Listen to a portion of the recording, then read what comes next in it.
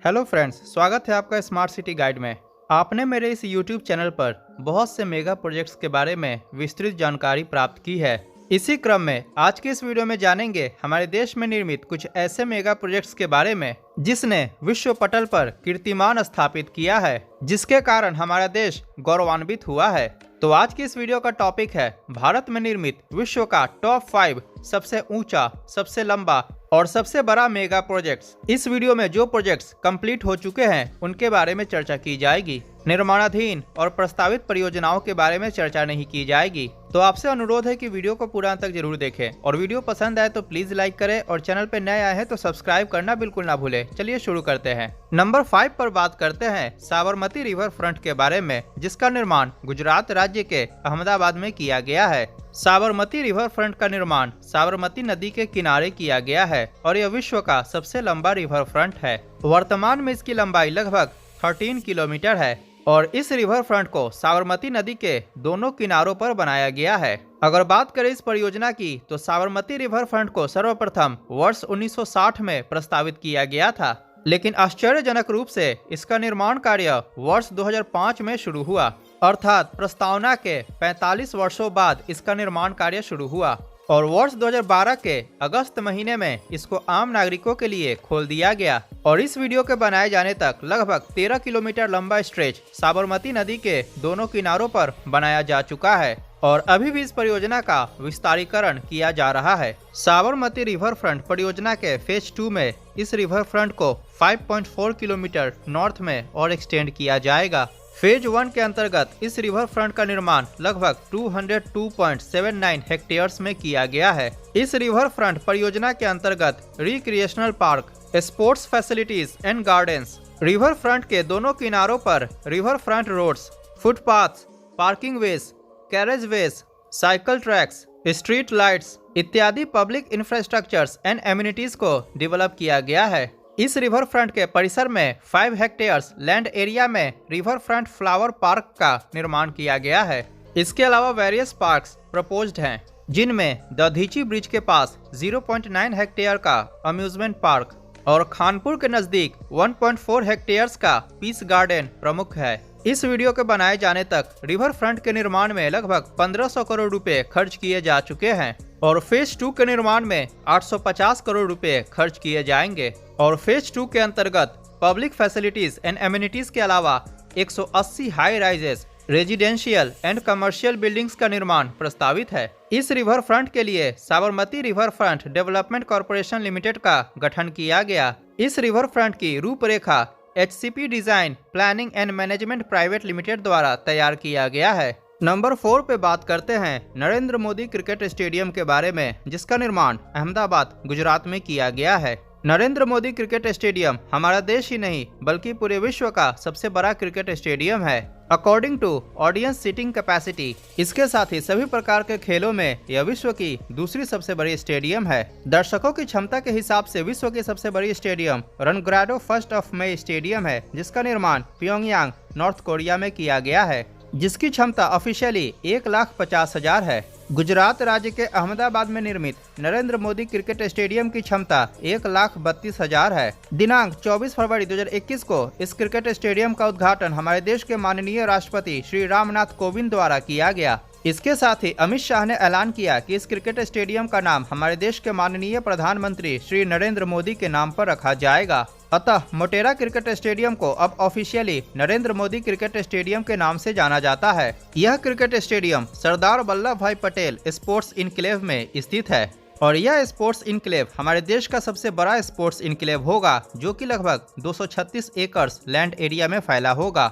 Narendra Modi stadium Ahmedabad में साबरमती नदी के किनारे स्थित है। इस क्रिकेट स्टेडियम का निर्माण 63 एकड़ लैंड एरिया में किया गया है, जिसकी आधिकारिक सीटिंग कैपेसिटी लगभग 1,32,000 दर्शकों की है। यह विशालकाय cricket stadium Gujarat cricket association के अधीन आता है और यह मेगा प्रोजेक्ट हमारे देश के माननीय प्रधानमंत्री श्री नरेंद्र मोदी का ड्रीम प्रोजेक्ट था। इस मेगा प्रोजेक्ट के निर्माण की चर्चा सर्वप्रथम वर्ष 2014 में की गई थी। उस समय नरेंद्र मोदी गुजरात राज्य के मुख्यमंत्री थे। इस परियोजना के अंतर्गत इस स्थान पर स्थित पुराने क्रिकेट स्टेडियम को पूरी तरीके से डिमोलिश करके उसके स्थान पर नए क्रिकेट स्टेडियम के निर्माण की योजना पर सहमति जारी हुई और अमित शाह उस समय गुजरात क्रिकेट एसोसिएशन के प्रेसिडेंट हुआ करते थे, जो वर्तमान में हमारे देश के माननीय गृह मंत्री हैं, ने उस समय इस परियोजना के निर्माण के कार्यभार को संभाला। यह cricket stadium 32 Olympic size soccer fields के बराबर है। इस स्टेडियम की संरचना में इस्तेमाल किए गए प्रीकास्ट कंक्रीट मटेरियल का वजन लगभग 1 लाख मैट्रिक टन है, जो कि 10 आईफिल टावर्स के वजन के बराबर है। प्रत्येक वाई कॉलम की हाइट लगभग 10 मंजिली इमारत जितनी ऊंची है। इस स्टेडियम के निर्माण में लगभग 14,000 मैट्रिक टन स्टील का यूज किया गया है, जो कि लंदन के टावर ब्रिज में इस्तेमाल किए गए स्टील के बराबर है।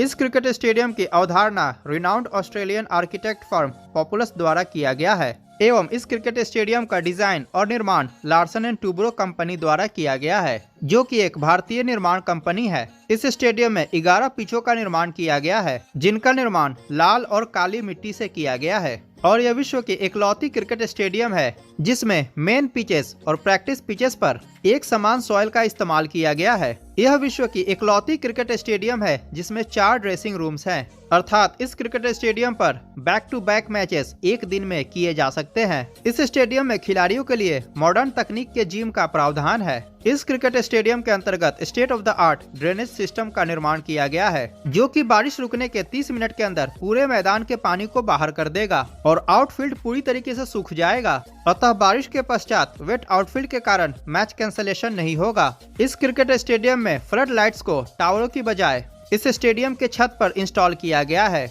जिसके अंतर्गत एलईडी लाइट्स का इस्तेमाल किया गया है और यह शैडोलेस लाइट प्रोवाइड करेगा। अतः रात में खिलाड़ियों की परछाई नहीं बनेगी। इन लाइटों के कारण 50% बिजली की बचत होगी। इस क्रिकेट स्टेडियम के अंतर्गत 76 कॉर्पोरेट बॉक्सेस का निर्माण किया गया है, जो कि विश्व में किसी भी स्टेडियम में सबसे ज्यादा है और प्रत्येक कॉर्पोरेट बॉक्स की सीटिंग कैपेसिटी 25 है। इस स्टेडियम के अंतर्गत 360 डिग्री पोडियम कॉन्कोर्स का निर्माण 9 मीटर हाइट पर किया गया है, जो कि दर्शकों के स्मूथ मूवमेंट को सुचारू रखेगा। इसके साथ ही किसी प्रकार की इमरजेंसी में इवैक्यूएशन के समय जरूरी साबित होगा। अगर इसकी अगली विशेषताओं के बारे में बात की जाए तो नरेंद्र मोदी स्टेडियम में 2 विशालकाय 55 मीटर्स और 35 मीटर्स पेडेस्ट्रियन रैंप्स का निर्माण किया गया है, जो कि स्मूथ एंट्री और एग्जिट को सुनिश्चित करेगा। इस स्टेडियम के अंतर्गत 4 व्हीलर्स और 2 व्हीलर्स के लिए विशालकाय पार्किंग लॉट का निर्माण किया गया है। अगर इस स्टेडियम के कनेक्टिविटी की बात की जाए तो यह अहमदाबाद के प्रमुख मार्गों और BRTS से वेल कनेक्टेड है और यह बहुत ही जल्द मेगा मेट्रो प्रोजेक्ट से भी वेल कनेक्ट हो जाएगा। भविष्य में इस स्पोर्ट्स इनक्लेव के अंतर्गत मल्टीपल स्पोर्ट्स जैसे कि फुटबॉल, हॉकी, बास्केटबॉल इत्यादि के मैदानों का निर्माण किया जाएगा। 24 फरवरी 2021 को इस क्रिकेट स्टेडियम पर पहला अंतर्राष्ट्रीय क्रिकेट मैच भारत और इंग्लैंड के बीच डे नाइट टेस्ट मैच खेला गया। इस नए विशालकाय क्रिकेट स्टेडियम के रिकंस्ट्रक्शन के लिए ओल्ड स्टेडियम का डिमोलिशन अक्टूबर 2015 से प्रारंभ हुआ। L&T द्वारा नए क्रिकेट स्टेडियम के कंस्ट्रक्शन का कार्य दिसंबर 2016 से प्रारंभ किया गया और इस स्टेडियम के निर्माण में लगभग 800 करोड़ रुपए खर्च किए गए हैं। नंबर 3 पर बात करते हैं अटल टनल के बारे में, जिसका निर्माण हिमाचल प्रदेश राज्य में किया गया है।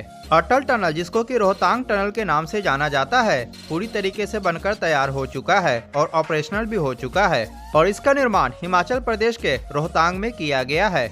यह महत्वाकांक्षी परियोजना हमारे देश के पूर्व प्रधानमंत्री अटल बिहारी वाजपेयी का ड्रीम प्रोजेक्ट था। इस टनल का नाम पहले रोहतांग टनल था, लेकिन 25 दिसंबर 2019 को अटल बिहारी वाजपेयी के जयंती पर इसका नाम बदलकर अटल टनल कर दिया गया। इस टनल के उत्तरी छोर को नॉर्थ पोर्टल और दक्षिणी छोर को साउथ पोर्टल नाम से जाना जाता है। अटल टनल हमारे देश का one of the longest road tunnel है। इतना ही नहीं, वर्तमान में समुद्र तल से 10,000 फीट की ऊंचाई या इससे अधिक ऊंचाई पर निर्मित विश्व का सबसे लंबा रोड टनल है। यह एक बाई डायरेक्शनल रोड टनल है, जिसमें एक लेन गाड़ियों के आने के लिए और दूसरी लेन गाड़ियों के जाने के लिए इस्तेमाल किया जाता है, अर्थात यह एक 2 लेन रोड टनल है। अटल टनल के अंदर गाड़ियों के परिचालन की अनुमति अधिकतम 80 किलोमीटर प्रति घंटे की स्पीड पर दी गई है। अटल टनल की कुल लंबाई इनिशियली 8.82 किलोमीटर एस्टिमेट की गई थी, लेकिन पूरी तरीके से निर्माण के बाद इस टनल की कुल लंबाई 9.02 किलोमीटर आंकी गई। इस रोड टनल का निर्माण लेह मनाली हाईवे पर किया गया है, अंडर द रोहतांग पास। यह टनल हिमालय के eastern Pir Panjal mountain range में स्थित है और इसको समुद्र तल से लगभग 3100 मीटर की ऊंचाई पर बनाया गया है, जबकि रोहतांग पास समुद्र तल से लगभग 3978 मीटर की ऊंचाई पर स्थित है। यह एक ऑल वेदर रोड टनल है जो कि बेहतर कनेक्टिविटी को सुनिश्चित करेगा और इसकी चौड़ाई लगभग 10.5 मीटर है। अटल टनल के बन जाने के कारण लेह और मनाली के बीच का ट्रेवल डिस्टेंस लगभग 46 किलोमीटर तक कम हो गया है। इस टनल के निर्माण के कारण विंटर सीजन में रोहतांग पास के पास हेवी स्नोफॉल के कारण भी यातायात सुचारू रहेगा। इसके साथ ही यह टनल हिमाचल प्रदेश और लद्दाख केंद्र शासित प्रदेश में टूरिज्म को बूस्ट करने में सहायक सिद्ध होगा। यह टनल स्ट्रेटेजिकली भी हमारे देश के लिए काफी महत्वपूर्ण है, क्योंकि इस टनल के बन जाने के कारण अक्साई चीन और सियाचिन ग्लेशियर जैसे क्षेत्र रेस्ट ऑफ इंडिया से सड़क मार्ग द्वारा 12 महीने कनेक्ट रहेंगे। अतः हमारे देश की आंतरिक सुरक्षा में भी इसका महत्वपूर्ण योगदान होगा। इस परियोजना को 3 जून 2000 में अटल बिहारी वाजपेयी द्वारा अनाउंस किया गया था और 6 मई 2002 में इस टनल के लिए अप्रोच रोड का निर्माण कार्य प्रारंभ हुआ और इस टनल का निर्माण कार्य मई 2010 में प्रारंभ किया गया। अटल टनल के निर्माण में लगभग 3200 करोड़ रुपए खर्च किए गए हैं और इन सभी प्रमुख कंपनियों द्वारा इस टनल का निर्माण किया गया है। अब बात करते हैं अटल टनल की कुछ प्रमुख विशेषताओं के बारे में। अटल टनल एक horse shoe shaped single tube road tunnel है, अर्थात इसका आकार घोड़े की नाल जैसा है और इस टनल की ओवरहेड क्लियरेंस 5.525 मीटर है। इस टनल के 10.5 मीटर चौड़ाई में रोडवेज की चौड़ाई 8 मीटर है एवं बाकी के 2.5 मीटर चौड़ाई में 2 फुटपाथ का निर्माण किया गया है। अगर सुरक्षा के दृष्टिकोण से बात की जाए तो प्रत्येक 150 मीटर पर टेलीफोन बूथ और 250 मीटर पर सीसीटीवी कैमरास इंस्टॉल किए गए हैं और प्रत्येक 60 मीटर पर फायर हाइड्रेंट मैकेनिज्म को इंस्टॉल किया गया है किसी भी प्रकार की आपातकालीन परिस्थितियों से निपटने के लिए। प्रत्येक 500 मीटर पर इमरजेंसी एग्जिट और प्रत्येक 1 किलोमीटर पर एयर क्वालिटी मॉनिटरिंग सिस्टम को इंस्टॉल किया गया है। इसके साथ ही इवैक्यूएशन लाइटिंग और इमरजेंसी एग्जिट साइंस को भी इंस्टॉल किया गया है। इस टनल का निर्माण न्यू ऑस्ट्रियन टनलिंग मेथड द्वारा किया गया है। अटल टनल का उद्घाटन प्रधानमंत्री श्री नरेंद्र मोदी द्वारा 3 अक्टूबर 2020 को किया जा चुका है। नंबर 2 पे बात करते हैं स्टैचू ऑफ यूनिटी के बारे में, जिसका निर्माण गुजरात राज्य में किया गया है। स्टैचू ऑफ यूनिटी हमारे देश के स्वतंत्रता कार्यकर्ता सरदार वल्लभ भाई पटेल की एक विशाल प्रतिमा है एवं इस प्रतिमा को सरदार वल्लभ भाई पटेल द्वारा हमारे देश की स्वतंत्रता और एकजुटता के लिए किए गए कार्यों को स्मरण करने के लिए किया गया है। स्टैचू ऑफ यूनिटी का निर्माण गुजरात राज्य के नर्मदा जिले के केवड़िया गांव में किया गया है। इसके स्ट्रक्चर की कुल ऊंचाई 240 मीटर है, जिसमें बेस की ऊंचाई 58 मीटर और स्टैचू की ऊंचाई 182 मीटर है। इस प्रकार स्टैचू ऑफ यूनिटी वर्तमान में विश्व की सबसे ऊंची प्रतिमा है। स्टैचू ऑफ यूनिटी को नर्मदा नदी के किनारे बनाया गया है और यह जिस आइलैंड पर सिचुएटेड है उसका नाम है साधु बेट। इस स्टैचू को टोटल 5 जोन्स में डिवाइड किया गया है, जिसमें से 3 जोन्स टूरिस्ट के लिए एक्सेसिबल है। इसके फर्स्ट जोन में मेमोरियल गार्डन और म्यूजियम का निर्माण किया गया है। इसका सेकंड जोन सरदार वल्लभ भाई पटेल की थाइस तक है, जिसके अंदर लिफ्ट या एलिवेटर्स को इंस्टॉल किया गया है। इसका थर्ड जोन 153 मीटर्स की हाइट पर है, जिसके अंदर व्यूइंग गैलरीज को बनाया गया है और यह व्यूइंग गैलरी सरदार वल्लभ भाई पटेल की चेस्ट में बना हुआ है एवं इन तीनों जोन्स को टूरिस्ट एक्सेस कर सकते हैं। जोन 4 में मेंटेनेंस एरिया आता है और जोन 5 में हेड एंड शोल्डर्स का एरिया आता है। इस स्टैचू के स्ट्रक्चर में steel, concrete, brass and bronze का इस्तेमाल किया गया है। स्टैचू ऑफ यूनिटी को बनाने की घोषणा सर्वप्रथम वर्ष 2010 में की गई थी एवं इसका निर्माण कार्य अक्टूबर 2013 में प्रारंभ हुआ एवं 31 अक्टूबर 2018 को इसका उद्घाटन प्रधानमंत्री श्री नरेंद्र मोदी द्वारा किया गया। स्टैचू ऑफ यूनिटी के निर्माण के बाद नर्मदा जिले में टूरिज्म के सेक्टर को बूस्ट मिला है। वडोदरा से केवड़िया तक नया 4 लेन हाईवे का निर्माण किया गया है। इसके साथ ही रेलवे कनेक्टिविटी के लिए केवड़िया में नया रेलवे स्टेशन का निर्माण किया गया है। इतना ही नहीं, स्टैचू ऑफ यूनिटी के लिए नए इंटरनेशनल एयरपोर्ट का निर्माण कार्य बहुत ही जल्द शुरू किया जाएगा। वर्तमान में अहमदाबाद से स्टैचू ऑफ यूनिटी के बीच सी प्लेन की सुविधा को प्रारंभ कर दिया गया है। 31 अक्टूबर 2018 से 31 अक्टूबर 2019 अर्थात 1 वर्षों के दौरान स्टैचू ऑफ यूनिटी को लगभग 29 लाख से ज्यादा लोगों ने विजिट किया है एवं इस स्टैचू के कारण लगभग 20,000 से ज्यादा लोगों को रोजगार मिला है। इसके निर्माण में लगभग 2,989 करोड़ रुपए खर्च किए गए हैं। इसको लार्सन एंड टूब्रो कंपनी द्वारा बनाया गया है। नंबर 1 पे बात करते हैं नवी मुंबई के बारे में, जो कि महाराष्ट्र राज्य में स्थित है। नवी मुंबई वर्तमान में विश्व की सबसे बड़ी प्लांट सिटी है, जो कि महाराष्ट्र राज्य के रायगढ़ और थाने डिस्ट्रिक्ट्स में फैला हुआ है। नवी मुंबई को दो भागों में विभाजित किया गया है, एक नॉर्थ नवी मुंबई और दूसरा साउथ नवी मुंबई, और यह मुंबई मेट्रोपॉलिटन रीजन के अंतर्गत आता है। नवी मुंबई शहर का निर्माण मुंबई से पॉपुलेशन का दबाव कम करने के लिए किया गया है। गवर्नमेंट ऑफ महाराष्ट्र ने सर्वप्रथम वर्ष 1971 में नवी मुंबई सिटी के डेवलपमेंट की योजना बनाई। 17 मार्च 1971 को the city and industrial development corporation CIDCO की स्थापना की गई और हमारे देश के बेस्ट आर्किटेक्ट और उस समय के लीडिंग अर्बन प्लानर जैसे कि चार्ल्स कोरिया, शिरीष पटेल, प्रवीण मेहता, आर.के. झा इत्यादि ने नवी मुंबई शहर की रूपरेखा तैयार की। नवी मुंबई शहर का कुल क्षेत्रफल 343.7 स्क्वायर किलोमीटर है, जिसको कि गवर्नमेंट ऑफ महाराष्ट्र ने अप्रूव्ड किया है एवं इसके अंतर्गत 95 विलेजेस आते हैं ठाणे और रायगढ़ डिस्ट्रिक्ट के।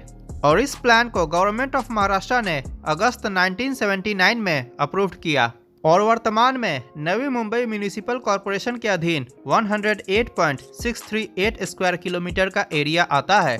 नवी मुंबई शहर में residential, commercial, industrial, public facility zone, recreational parks and gardens, economically weaker section housing, central business district अर्थात CBD इत्यादि वेरियस जोन्स को बेहतर तरीके से डेवलप किया गया है। अगर कनेक्टिविटी की बात की जाए तो Navi Mumbai rest of India से हाईवेज एंड रेलवे सिस्टम द्वारा वेल कनेक्ट है एवं वर्तमान में मुंबई का छत्रपति शिवाजी महाराज इंटरनेशनल एयरपोर्ट नवी मुंबई को सर्व करता है। लेकिन नवी मुंबई में नवी मुंबई इंटरनेशनल एयरपोर्ट का निर्माण कार्य किया जा रहा है, जो कि 2023 या 2024 तक बनकर तैयार हो जाएगा।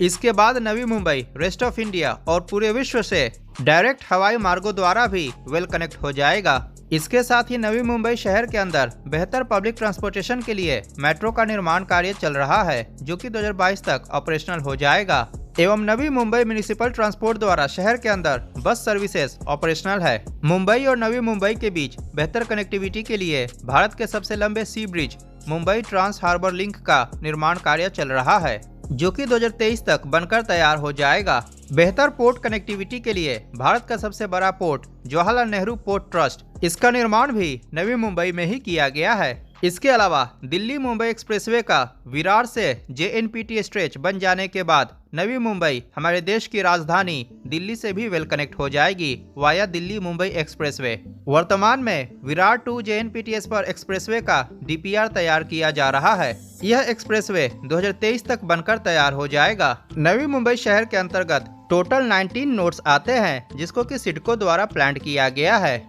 एवं उनके नामों को आपकी स्क्रीन पर दिया गया है। यह 19 नोड्स नवी मुंबई के प्रमुख आवासीय और व्यावसायिक केंद्र हैं। 2011 के सेंसस के अनुसार नवी मुंबई की कुल जनसंख्या लगभग 11,20,000 है, परंतु नवी मुंबई को 2.1 मिलियन जनसंख्या के रहने लायक निर्माण किया जा रहा है और यह शहर हमारे देश का state of the art operational smart city है। तो ये था भारत के टॉप 5 बिगेस्ट, लार्जेस्ट और टॉलेस्ट मेगा प्रोजेक्ट्स के बारे में जानकारी, जिसने विश्व में कीर्तिमान स्थापित किया है। अगर वीडियो पसंद आया हो तो प्लीज लाइक करें और चैनल को सब्सक्राइब करना बिल्कुल ना भूलें। मिलते हैं अगली वीडियो में। नमस्कार, जय हिंद।